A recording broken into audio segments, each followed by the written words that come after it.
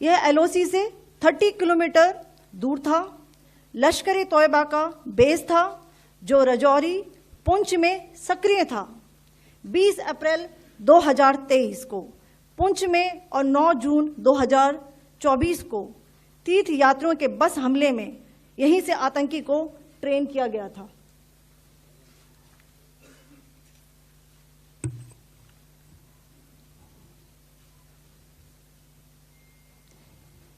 Barnala camp बिम्बर, यह LOC से 9 kilometre दूर है। यहां पर हथियार हैंडलिंग, आईईडी व जंगल सर्वाइवल का प्रशिक्षण केंद्र था। अब्बास कैंप कोटली,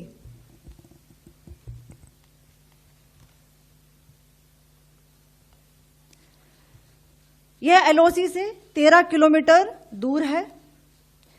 लश्कर तोयबा का फिदाइन यहां तैयार होता था।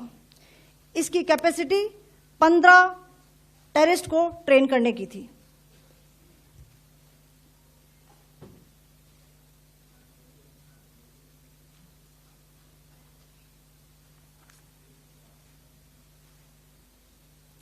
अब मैं पाकिस्तान के अंदर के टारगेट से अवगत कराना चाहूंगी। पहला, सर्जल कैंप सियालकोट। यह अंतर्राष्ट्रीय सीमा से 6 किलोमीटर की दूरी पर है, सांबा कठवा के सामने।